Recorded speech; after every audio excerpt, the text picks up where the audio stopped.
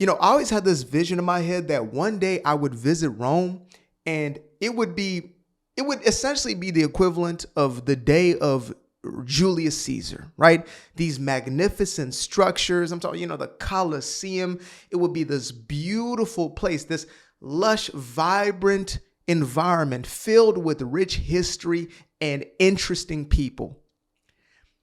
The last thing I would have expected to see in Rome would be this. It's fucking. Where you from, man? Bangladesh. Bangladesh? Why you come to Italy? Huh? Why did you come to Italy? Ti sei fumato il crack? Ti sei fumato? Look, he's got some in his hand. Man, this whole park is just full of these. It's. Look at the state of Rome. Look at the state of Europe, guys. Attenzione che è molto pericoloso. See? Molto. He's telling me it's very dangerous. These guys. Look, here's a broken beer bottle. Bravissimo. È molto pericoloso, ecco. He's telling me it's very dangerous, yeah. And they don't want to be on phone. Look at all of them. Oh, now they're getting angry. Look at them. È molto pericoloso qua. Ah. Molto pericoloso. All of these guys are crackheads, No, te li prendiamo, addicts. te li prendiamo in faccia. Get away. Non riprendo. Space, keep your space, huh? Keep your space, man. Riprende solo me. We're not in your country. Quello che state facendo qui. We're not in your country, You are man. telling bullshit. That one is Bullshit. hypocrite. Ah, Yes, hypocrite. man. You We're are- not you are in. this guy. Hey. Yeah, I am. Hey, me, We're not in your. Hey, don't No, come no, close to me, no, huh? no, Don't come close to me, man. We're in Italy. We're in Europe. You are in We're not in Italy, so Africa. don't be Get away from me. racist. Get up. Yeah. Fucking Yeah. racist, And like what? bastard. And what? And what? Nonsense, man. And what? Fuck What you. will you do? Fuck me. Oh, Come, fuck try. Look, now he's gonna spray us with water. Come try. Come try. Come try. Come try. Come try. I will smash you, huh? Fuck off. Match me.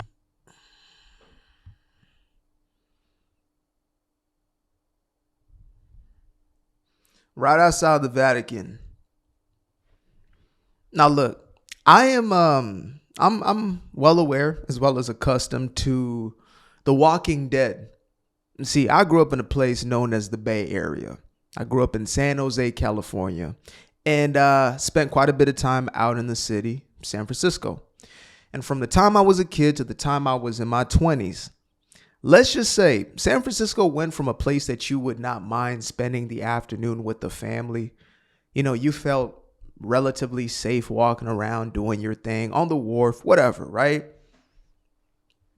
A little visit to the Golden Gate Bridge, a little sightseeing. You might go up to, I don't know, Sausalito, a little bit of brunch, come back down, walk the wharf. You could have a genuine good time.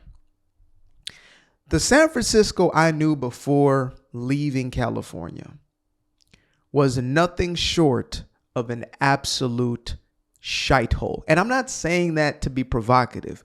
I mean, there is an app used in San Francisco that locates doo-doo, feces, throughout the city.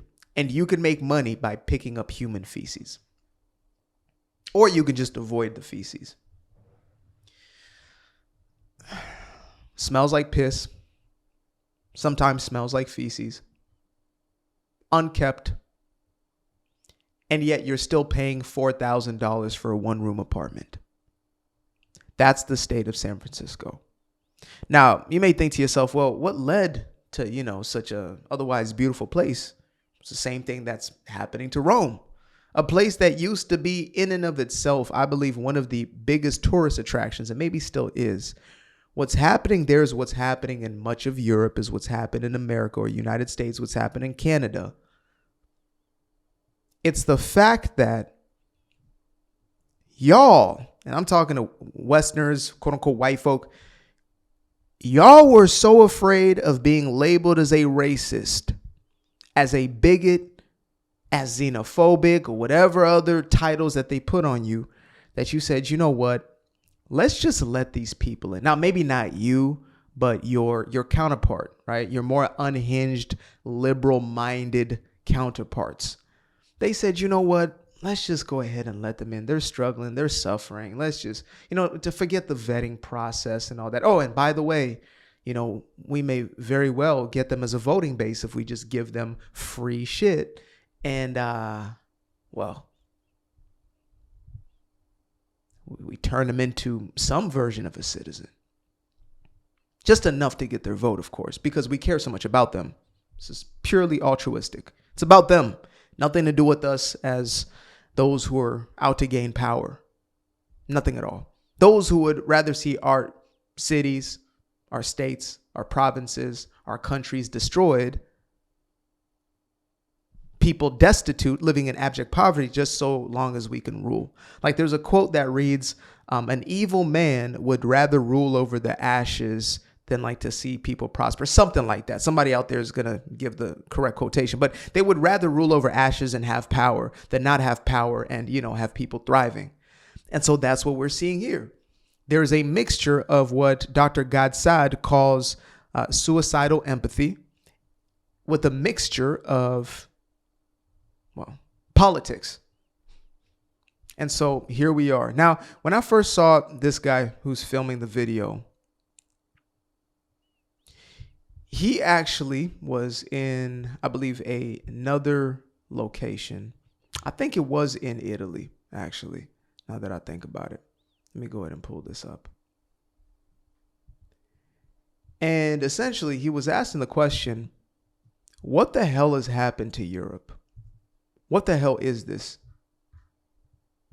So let me go ahead and pull that up for y'all. So here we go. Look at this.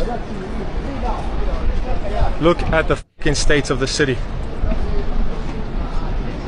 This is Rome, guys. Like the Casbah. This looks like in Bangladesh or something. Look at this, guys. Look at the state of this place.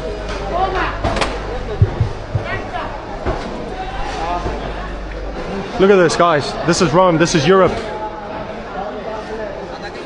Does this look like Europe to you? I don't see a single Italian here, guys. I am more Italian than any of these people. Look at this. Occhio amico mio, perché noi qua non siamo ben visti, quindi stiamo sempre attenti, occhi aperti. Sì. È la strada molto pericolosa dove spacciano e vendono roba bassa. Saying that the street is dangerous. Là sono pericolosissimi. Sì. Perché? Perché hanno i coltelli tutti quanti, i maceti. Con Maceti? Sì, loro. Che no. Tutti. Look at all these guys. Non fatti vedere troppo qua. Una telecamera, amico mio. Yeah. Look at all the shits on the floor. And here they are, just look. And see, here's the thing, right? Because this reminds me of when I first went to France, and we're on our way to Paris. I might as well have been somewhere in San Francisco. Now, again, my girl took me there, impromptu type of thing. It was a beautiful experience, right? She had been, I had not. And as we're making our way into the city, I'm just thinking to myself, this ain't the damn Louvre. You know what I mean? Like, what is this over here? I mean, I'm used to what I'm used to. Maybe I should have done my due diligence at that time. But as we roll into Paris, I'm like, oh boy, this is not what I was expecting at all. Now, again, this is not to just do with, look at the brown and black people here. No, it's to do with, look at the fact that they look like ghettos and hoods. Look at the fact that these places they are the equivalent of what you expected to see like in the 1700s in Europe. You know what I mean? Where they're still throwing doo-doo out the damn windows. That's the sort of way that many of these people living, they bring their way of life with them. The first thing I saw here was a dude just flicking something onto the street. I don't know if it's a cigarette or whatever, but throwing stuff all over the place, graffiti. It's smelling like feet and dookie butt. It's just, and this dude's not talking about they got machetes out there. They're ready to chop somebody. Like, what the hell is going on? Well, most of us aren't allowed to talk about what's going on, especially white folk. Y'all can't really talk. That's why I talk about half the stuff I do, because I know that it does matter who the vehicle of the message, or like the medium, I guess they say the mediator of the message. It does matter half the time, because sometimes people would just turn a blind eye, blind ear to it. They won't listen to it. Blind eye, deaf ear. They will not listen to it if it's coming from somebody who looks like this. But they'll listen to me because I'm going to say it exactly how it is. I'm going to still get backlash. I'm going to get called a sellout or whatever, but it's the God honest truth. We got here with quote unquote empathy. Look at those poor people. Let them build for themselves. Let them build, because there's this contradiction, and this is coming from an African immigrant himself. Surprise, surprise. There is an excuse that is made by so-called African leaders, and it trickles down into the people, which is the reason why we are so destitute and poor is because of colonial powers. More specifically, it is because of the European, the white man. He is the reason. If he never colonized us, we would not be in the place that we are. And then you jump to the other side, and as well, the reason why we're suffering is because the white man left and is not willing to do business with us. So which one is it? Which one is it? It can't be both at the same time. Now, when I dig a layer deeper in that one, it has to do with absolving oneself, scapegoating, personal accountability. I had a conversation with a Nigerian couple not too long ago. We were on the train together, and they were just, they were going in about, well, if the white man if he would just let us. The guy ended up calling me Macron. He said, "You look like Macron." I said, "More like Donald J. Trump, buddy." Because I wasn't going with the narrative. I was not going with it, and I'm not willing to. I refuse to go with this narrative that I am owed something by somebody else. The only person who owed me was my mom and my daddy when I was a little kid. When I was 18 years old, they were no longer responsible for most things in my life, almost everything in my life. Though they loved to help, and they did, and I'm very thankful. They didn't owe me nothing at that point or into adulthood. They don't owe me anything right now. I don't owe them. I don't owe them. They don't owe me. Simple. Nobody owes you a damn thing. It is an honor and a privilege if you get to be in one of these places. And if you're destroying it, they have every right to kick your ass out. I'm at a place now where every truth is going to be spoken with absolute boldness, even if I'm the only one, and even if people turn on me. Like, I just recently started finally having the courage, the cojones to talk about what the hell is actually going on in Israel. And the fact that people have turned into these jihad supporters overnight, Americans who witnessed some of them, 9/11, are now voting in an individual who literally stated that he believed that, well, we kind of deserved it.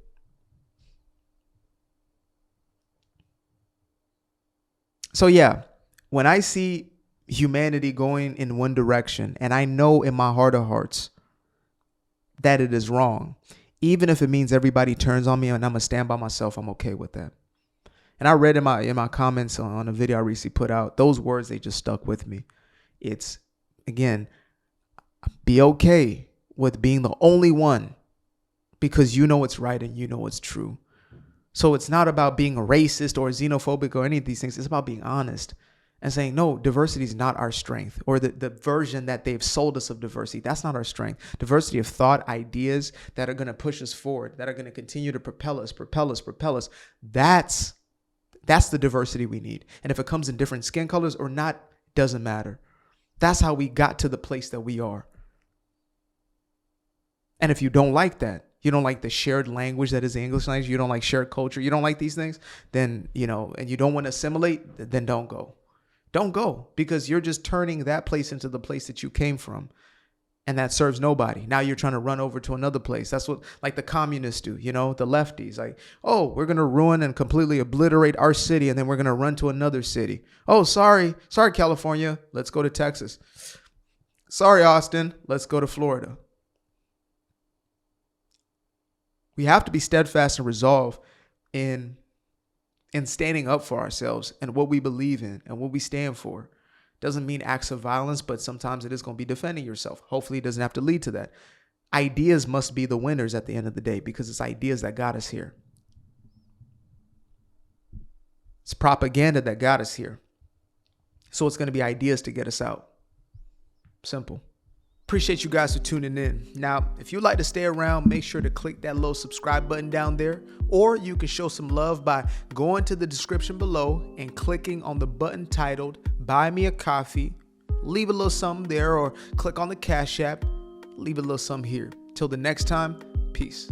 I fell in love with the sunshine. I fell in love with the light. I fell in love with the full moon. I fell in love with the night. I can see the light again. I can see the light. You can see the life in him illuminate the night. I know the time is taking. A 365, that's a full rotation. I see you looking up, you know them constellations. Constantly gazing like house of praises, you get to praising.